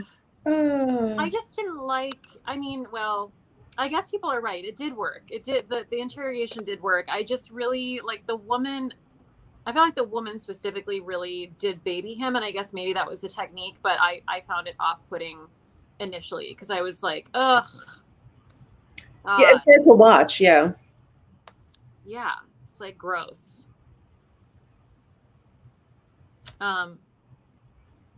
Yeah, I mean, I think he was just like mesmerized at the idea of having a different life. A different life where he can have a hot girlfriend with boobs. Yeah. And just go hiking and not have kids screaming or wanting goldfish crackers or whatever. Yeah. I mean, I think, what's the term? Like family annihilator? Yeah. Is that the term? So let's look that up. Family annihilator. And it's like, oh, sorry. I'm sorry. It's just like if you are unhappy in your current situation, you can exit it. Yeah, it's like always. You can always exit it, and it does not involve the end of your life, and it doesn't involve the end of anyone else's life. You can just exit. Right. Exit. There might be some consequences in there, some responsibilities financially, rightfully so, but like you can exit. Yeah. Just leave. Yeah.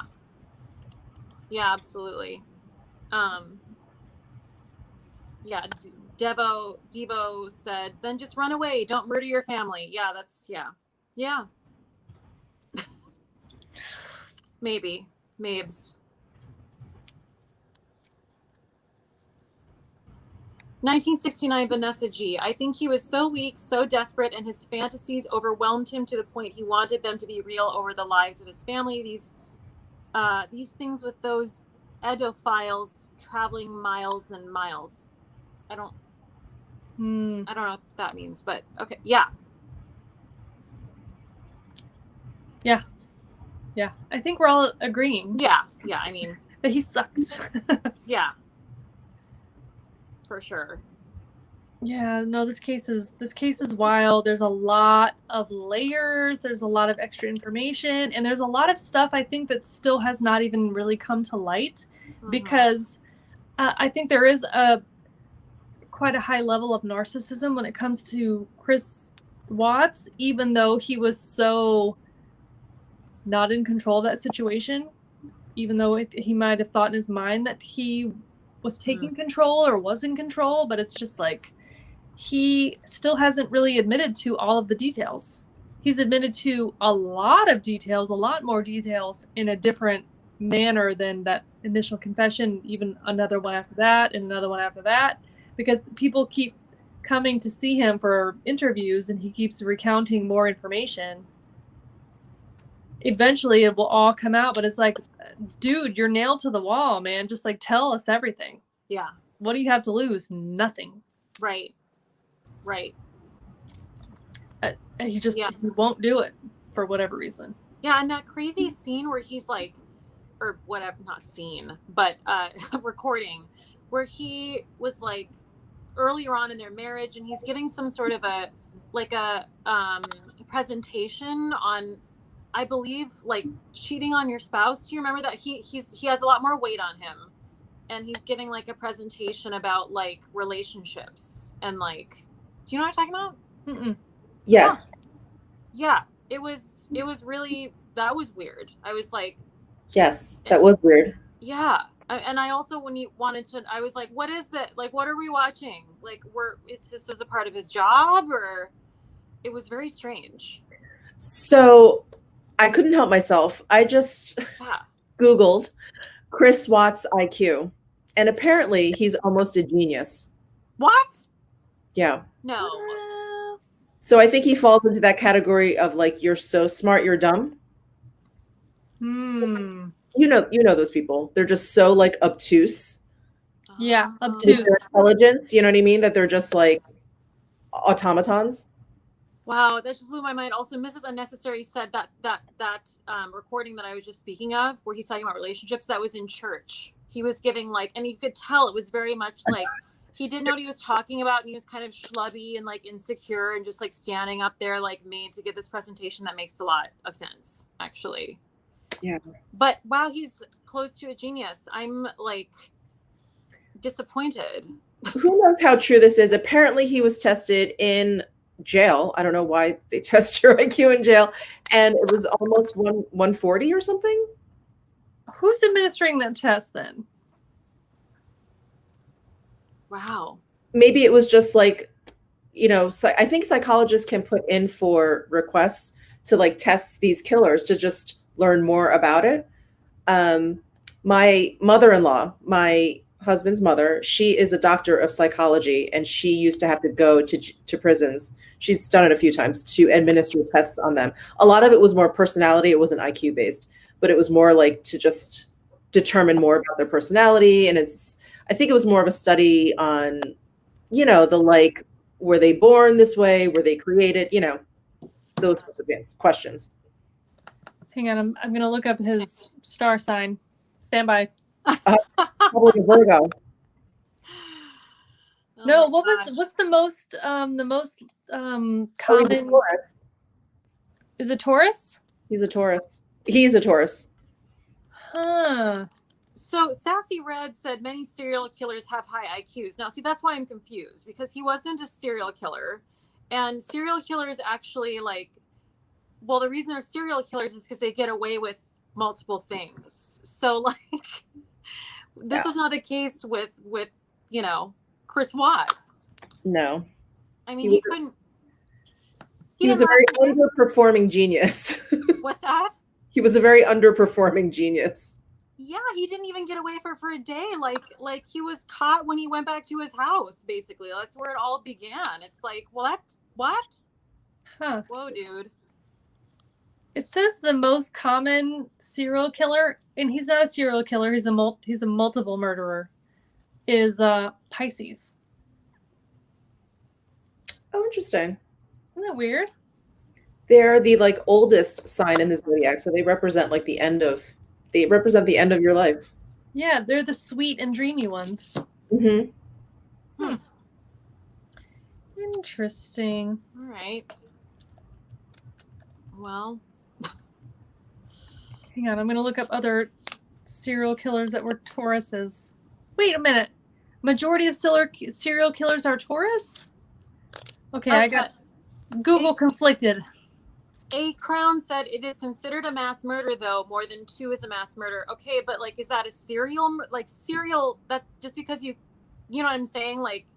That's not a serial killer. No, he's not a serial killer. The movie Scream told us that you have to kill 5 to be a serial killer. Thank you, Scream. Yes. Yes. On separate occasions, it has to be not a mass. Right. Yeah. Right. Huh. Interesting. Okay, so also included in the Taurus killers is people names I don't recognize. H.H. Holmes, Michael Ryan, Albert Fish, David Copeland, Levi. I don't know any of these names. You know H.H. Holmes. The Chicago guy with the house, with the creepy house where he would lure women in there, and then he would have trap doors in the rooms and slides, and then he would do experiments on them. This was going on in the late 1800s, early 1900s when Chicago had the World's Fair. That's actually how he got so many people. You know this. Yes, you do. This sounds like I need to do a crew time on this. H.H. Holmes? Yes, you do. Yes, you do. I read that book, Devil in the White City. Yeah, Kristen Hines just said Devil in the White City. Yeah. Yeah. Oh my, read that book. It's probably one of my favorite books. I couldn't put it down. Oh shit. Kate, you're a Gemini. Okay, so most common killers for Geminis: Jeffrey Dahmer. Whoa. David Berkowitz. Oh wow. Ooh. Ted Kaczynski. Shut up. Whoa. Okay, Virgos is Ed Gein. Oh. Albert DeSalvo. Wait, which one is he? And Henry Lee Lucas. I don't know those two. Ooh, those are good ones. Okay. Well, I mean, good because they're terrible. Yes, we know. Right. Oh my goodness. Wow. Interesting. Was there what were the odds there are going to be 2 major documentaries that were basically released at the same time that just confirmed that MLMs are a bad idea? This is not a victim shaming thing. This is just a observation about MLMs and how They breed they are. evil. You're in a cult. Call your dad. You're in a cult. Call your dad. Yeah. Yeah. Yeah, it's bad. Okay, it's bad. Yeah. Yeah. So Apparently, someone told me that Robbie DeChristie is going to release a video on the shittiness of MLMs or the dangers or something. I've heard that she has mentioned how she got roped into selling knives Yeah. at some point. And the thing is, like, when you're in an MLM, it is a requirement that you have to spend a certain amount of money buying stock, right? And then you have to recruit other people in order to increase your upline. Because MLMs, all the money goes up. It's like reverse trickle down. Right. It's a trickle up. Yeah. So in order for you to make any money, you have to make a ton of money that all goes up. And most of those people, they just go into debt buying stock that never sells. Yeah. So Yeah. Allison Beasley is suggesting a good docuseries on Netflix, Wilderness of Error. It's about a man who killed his wife and 2 kids. Maybe that's Interesting. Oh, Louise Sharpie, what is an MLM? Multi-level marketing, pyramid schemes. You see this? You see all these levels? Multi-levels? They all go to the top. That's where the money is. Avon is probably the most popular one, Yep. right? Mhm. Or Mary Kay. Avon, Mary Kay, Rodan and Fields, Arbonne. Amway, Herbalife. Thrive. Nexium. Is that the one? Nexium. Is that it? Thrive was the one that Shanann was a part of, right? What do they sell? I don't even know. I don't know. I'm gonna look it What's up. the one with the oils? Young Living. What Okay, is those oils are really good. Oh, the oils are great, but those people are nuts, dude. They're nuts. They're nuts. I have never heard of Young Living. That's creepy as hell. Oh, Yeah. it is. Okay. What are some other ones? Herbalife. Someone's ML said fuck Herbalife. Herbalife. Oh, Tupperware, the most innocent of MLMs, but an MLM nonetheless. I'm confused. Oh, okay. So Thrive is level le-vel.com. I'm trying to figure out what they sell. Oh, here we go. It's, I think, basically like weight management. Oh, is it like vitamins? Oh. Sensi. Yep. Pampered Chef. Yep. Those are all MLMs. And some of them I think are more evil than others. Oh, the sex party companies? Those are MLMs. Coming to your house with dildos and shit. MLMs. Oh, okay. Wait, what is it called? With what? It like I don't remember. I've been to a couple of these parties where I was invited to a party and like somebody shows up with a trunk full of dildos and vibrators and stuff. Oh my God. Really? Wow. It's like Avon, but for sex things. Wow. I'm sure there's an MLM for everything. It just seems unhygienic to me. Oh, LuLaRoe. That's another one. Oh yeah. Oh, are those the leggings that everyone like quit their job to sell or whatever? Yep. Ladies, Tyler used to work with somebody whose wife was making money. Like when they first started, they were making dollars. Gone. It's all gone. All of it's gone. that's a shame. Ashley A. Can someone do a video on how to politely turn down people inviting you into their MLMs? My husband's cousin always asks me to join Herbalife, and it's so awkward for me to have to say no repeatedly. That's a good concept for a video, maybe. Girl, no is a full sentence. No. Yeah. You could also just kindly suggest these docuseries on Netflix. Yeah. And HBO, the Nexium one. Maybe she'll get the hint. Yeah, I think they go to the people, like their relatives first. Like that's what they sort of instruct you to do. That's sort of, I mean, that's the easiest. Low-hanging fruit. Low-hanging fruit. Mhm. Yeah. Mm-hmm. Yeah. What was you said she worked for Thrive? Yeah. I don't know what that. I think it's like for weight loss, for weight management, and they have capsules and shake mixes and stuff. Oh, like Beachbody. Yeah, and also it doesn't seem quite as robust as Beachbody. Yeah. Sorry, Lisa Kate. This is something that I've actually come into contact with, or that I've noticed a lot. Lots of people at work are into Color Street nail stuff. That I think that's also MLM. You know, like those like stickers. Oh, like Jamberry? Yes. Yeah, dude. Yes. Are those good? Those, I don't trust the stick-on things. They're okay, but I don't think it's like any easier to do than just polishing your nails. And you know, if you want some design or whatever that the stickers have, but I actually, yeah, they just didn't fit my fingers right. Yeah. Yeah. Well, okay. Also, being in an MLM does not invite, you know, yourself to be murdered in your sleep. No. That is literally, no, that's not what we're saying. No. Yes. It's just an observation that it's like been sort of a part of these two like major documentaries about crimes that are popular right now. This is much more minor than in The Vow, obviously, but it's a side note. Yeah. It's a footnote. Yes. You know, it's just an observation. That's all. Yeah.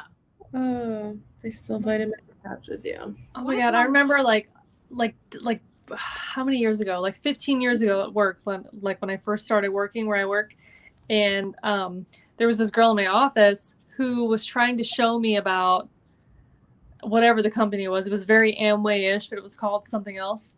And she was like, oh, I get everything from them, like my toilet paper, my paper towels, my hand soap, everything. And then she was trying to like explain to me how it works. And I was like, so it's a pyramid. She was like, no. Like there's me. And then I recruit other people. And then, you know, there's other people. And then there's other people. And then there's the people that I report to. And I was like, so it's a pyramid. She's like, it's not a pyramid. She was so mad. That's what people in cults do. They get mad when you say it's a cult. It is. It's a cult. You're in a cult. Call your dad. If you guys don't know what that, we should probably say. Like that's from My Favorite Murder. So if you love true crime, it's like literally one of the most famous podcasts that exists today. I mean, it's probably like number one still. And it's two ladies, and they're great, and they're really funny, and they talk about true crime, and they also talk a lot about mental health, and they're real advocates for that. And so I actually have the shirt that's "You're gonna call your dad," which is just something they said when they were talking about a cult one time, and it's my favorite thing ever. Good. Someone's mentioning, I think it's pronounced Monat. Yes. That hair stuff. That's an MLM, right? I feel like a lot of influencers are kind of like, or are they just selling it? What is it? It's like a hair system. It's supposed to give you luxurious locks. I don't know. Okay. Okay.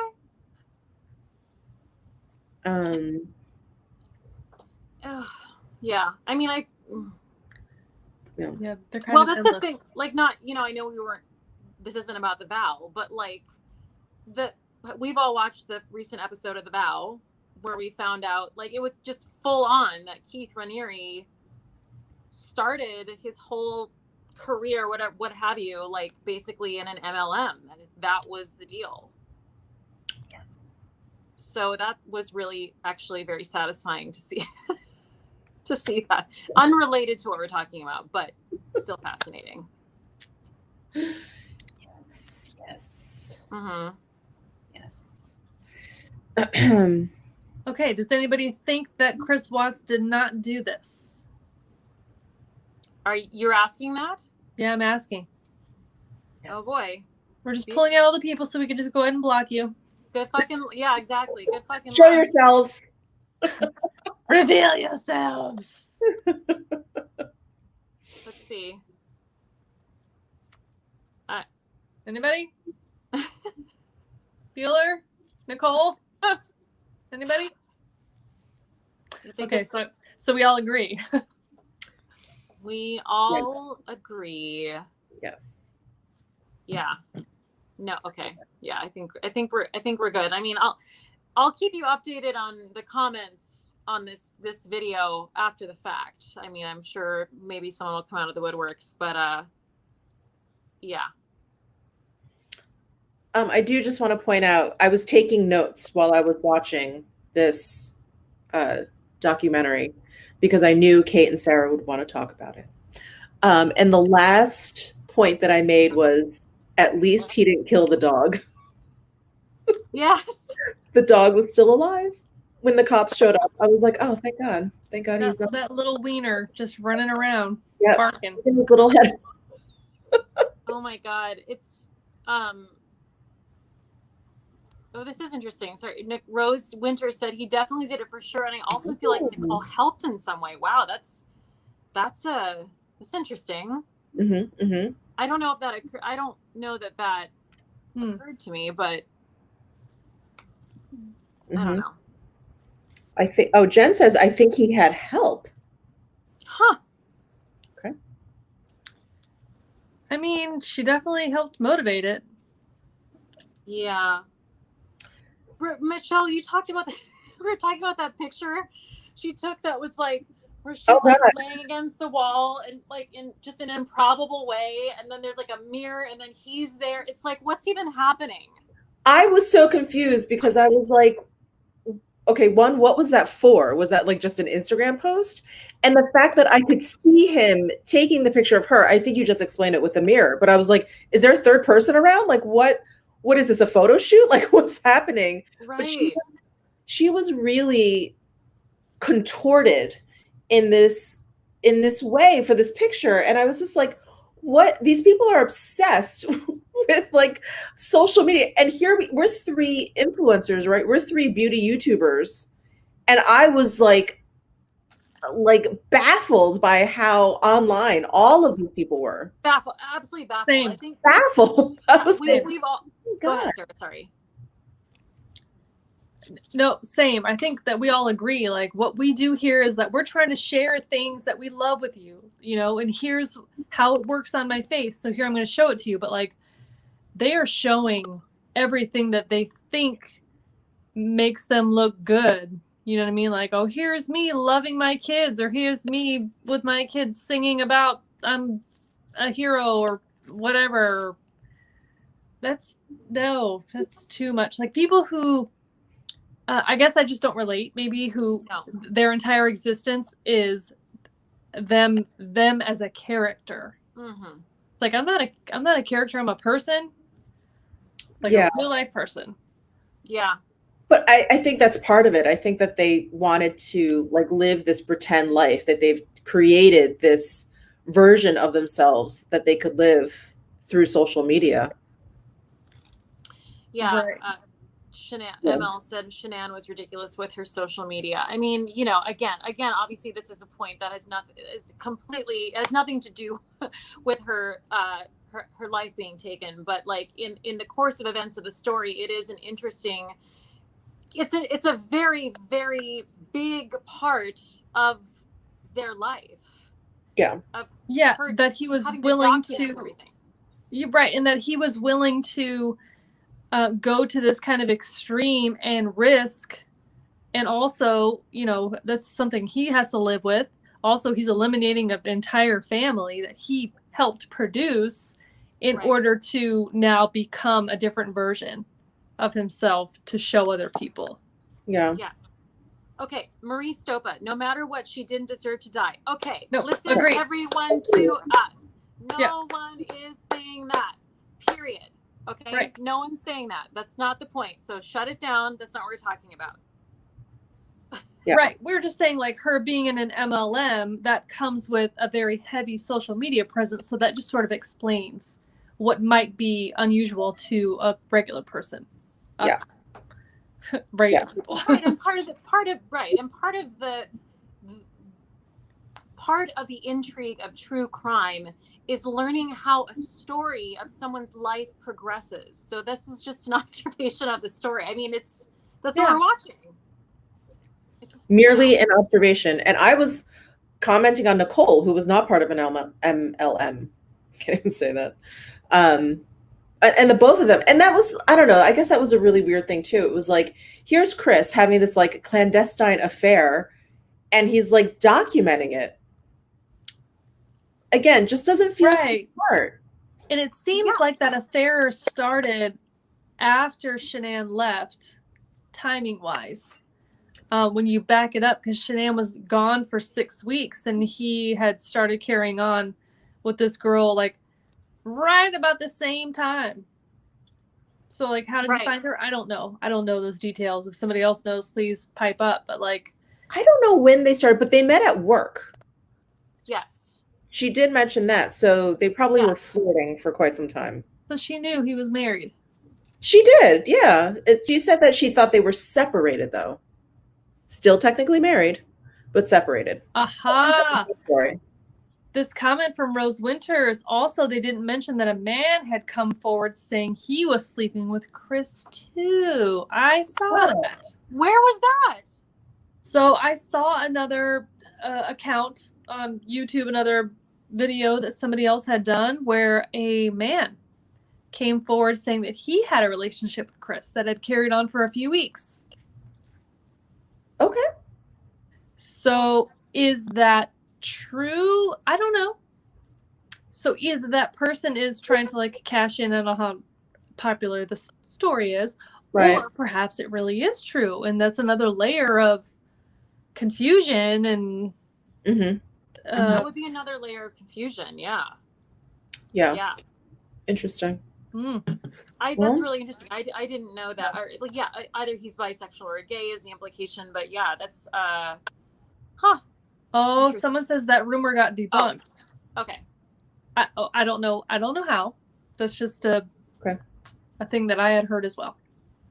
Interesting. Okay. All right.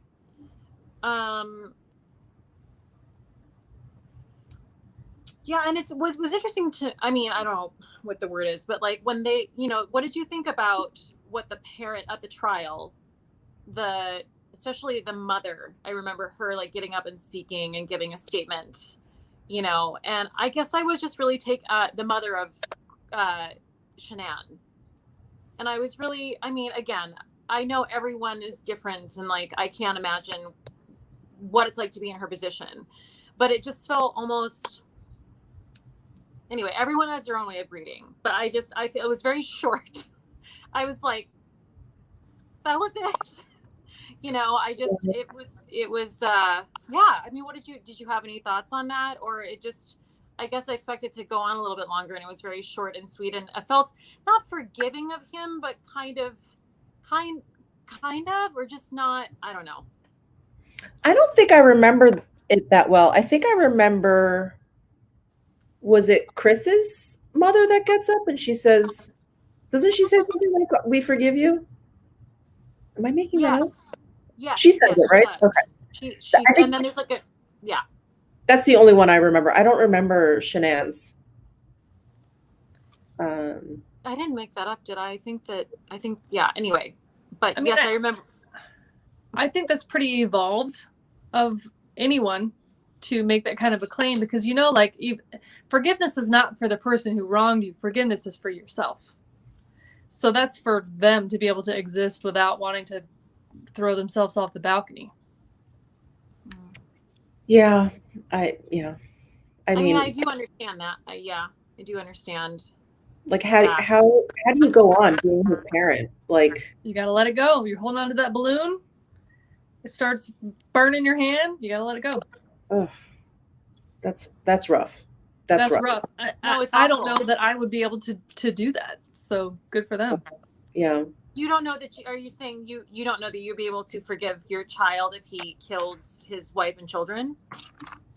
Right. I mean, I don't have children, so obviously I don't know, but also like that would be that seems crazy. Yeah. Yeah. It's it's tough. It's yeah. I don't know. It's terrible. It's terrible. It's terrible. It's terrible. I feel like the one family member that I felt the most for, and he didn't really say a word on camera, I don't think, was Shanann's brother. Yes. He was just always there and like crying and like holding the dad, and I was like, oh my God, this poor kid. Yeah. It was like awful to watch. Yeah. He just been very sweet, just like a very sweet sort of like loving presence. And that was sad. It was really interesting. I know we kind of already covered this. Someone just brought up the friend who initially is so out of sorts because Shanann has not responded to her texts. And like, I know, Sarah, when we were Marco polling about it, you were like, that I can't relate to that because like it was literally just like a few hours later, really. It was like she got home at 2 a.m. and she had an appointment at 9 a.m. and her friend had texted her and like there was no response. So like that's pretty fast. That's a pretty like immediate expectation that someone would text you back. Right. Yeah. Right. But also I'm not somebody who is 100% reliable within like 5 minutes of sending a text. Right. Like I'm driving or I'm at work or I'm in the shower or asleep. You know what I mean? Like yeah. And and a testament to how much she was like really present. Like she would get back like immediately. And so I think that's like we haven't really talked. The one thing that we haven't really talked about is her conversation with Chris. Her conversation with Chris, her husband, constantly over text. It was so a lot of text to me. Like it was like. Sorry. No, I was just gonna say. I mean, just all of the things that she texted and that letter that I think that she left him or whatever.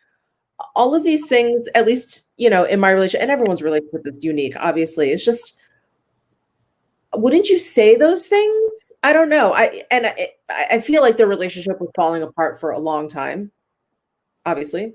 So maybe it was like the point that they were at, that they were texting a lot and writing a lot instead of actually talking to one another. But yeah, I just find that really strange. I mean, this is your husband. This is the person you're closest to. Like, you should be talking to him. I don't know. I don't know. Yeah, totally. No, absolutely. And I think that like it just felt very juvenile. It felt like if you showed me like all of these texts between Shanann and Chris Watts and you were like, it was out of context, and you were like, how old do you think that these people are who are texting each other? I probably would say like 15. They were in high school. I mean, it was like very juvenile. It was very like, I loved holding you last night. Thank you for letting me. I can't wait to see you. I'm like, you were married to this person for 8 years? Yeah. I can't even imagine. Like, it was just so like weird. It is. It's weird. Like my text to my husband is like, don't forget the salad dressing. Those are our texts. It's like, I don't know. It's just weird. Yeah, I agree. It was just so it was really pathetic. It was a really, really pathetic relationship. I think that's the thing too. It was just like needy and like it was really, it felt very simple. Yeah. Simple. There's some interesting comments.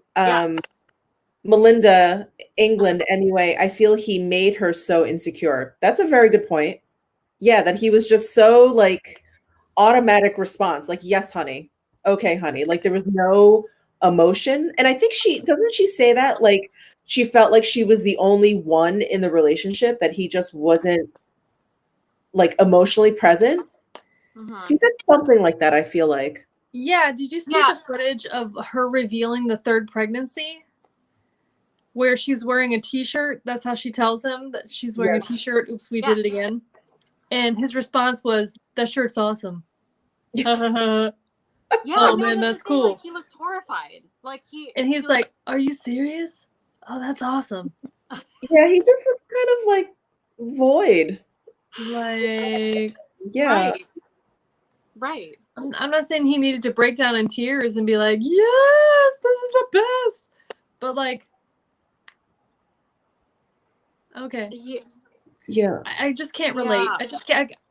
Maybe that's the trouble, is that I have a very hard time relating, because I can't put myself in her shoes. I can't put myself in his shoes. Yeah. I don't understand their interaction. I just don't understand any of it. So I'm having a really hard time, which makes it sound callous, right? Like I don't care about this horrible thing that happened, which is just not true, which we have reiterated a bunch of times, but it's just like, it's really hard to relate to this. I agree, and I am 100% on board that it's horrible, but it's just like, who are these people? Yeah, I mean, I agree with you, and I think that was really well said, and like I do think that, you know, the three of us have definitely gotten together on the fact that we can't necessarily relate to this whole situation, but I think there's a whole section of the American population that probably can relate, and it's all about kind of keeping up with the Joneses and what you think you should have, right? That's why it's called, what is it called, the American Murder, the Family Next Door. I mean, that's like what's tough too is like, in us saying this and agreeing that we can't relate, it makes it seem like, oh, we think we're better than they are or something, and it's like, no, we're just different. We're just having a different experience. Exactly. That's different. all. Yeah. So it's interesting and actually enlightening, you know, to see that this is the kind of thing that a surprising number of people are dealing with. Mm-hmm. So. Yeah. Oh my God, I think my neighbor has COVID. Hang on a second. I just got a text. Oh no. Oh Jesus. Sorry. Oh. Oh no. He just, hang on.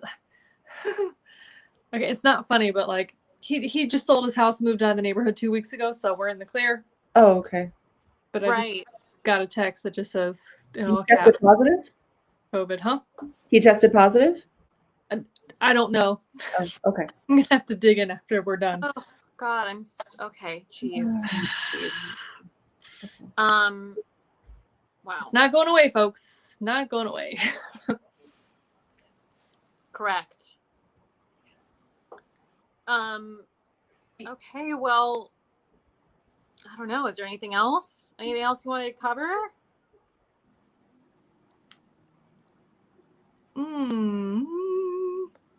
Jenny H. I had to step away for a bit, but did you guys already talk about the creepy pic he sent Shanann of one of the girls' dolls laying on the couch to look like it was dead? No, I didn't see that. I don't know what that is. That's weird. What? Okay. That's... Oh boy. Oh, okay. Oh, huh. Okay. Okay. Missed that one. All right. I feel like I need to watch it again just for that. I know. I'm like, how did I miss that? I thought I was watching it pretty intently, so I don't know. I missed that. Okay, Jessica said, please end on a happy note. Something. Okay, well, listen, Jessica. I have been enjoying this entire time. Ibavragino. I discovered this at Trader Joe's. It's a Rosé Vino Verde mix. Which I did not know was a thing, and it was delicious. I have this much left. Kate, what are you enjoying? I was enjoying a well, it's kind of sad. I realized that I had Hendrick's, but I had no mixers. So I was enjoying a Hendrick's on ice. And it was delicious. Oh, the hard stuff. Yeah, that's right. That's right. Michelle, you usually have a snack, but you didn't have a snack in. I did. Well, I was enjoying an AHA peach honey because I still can't find my apple ginger. Hard to find. And I'm back on paleo. So I'm enjoying raw almonds. Oh, bless. Not roasted, not salted, nothing. Okay. Just nuts. Yummins. That is all. Well, you could just look at that can of your sparkling water and just be like, aha! That sounds good. That sparkling water sounds delicious. I haven't seen AHA in New York. I don't know what that is. Oh, okay. We can't get it here. I feel like. I mean, they're owned by Coca-Cola, so you should get it soon. Okay. It will be everywhere, Maybe including the South Pole. Yeah. Maybe I'll look in. Yeah, I don't know. Okay, it sounds delicious. All right.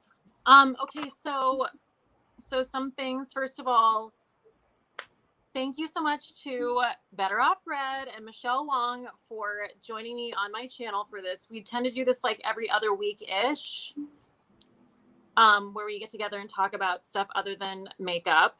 And please, obviously, if you have not subscribed to their channels, like obviously do that. And also coming on Thursday, what's today? Today's Tuesday. So on Thursday, I'm going to be traveling to spend some time with Better Off Red. We're going to be spending like a 4-day weekend together. It's going to be so fun. Yes.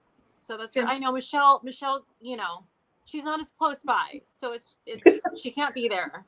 I wish I could. Well, we're going to work out some details. We will work it out.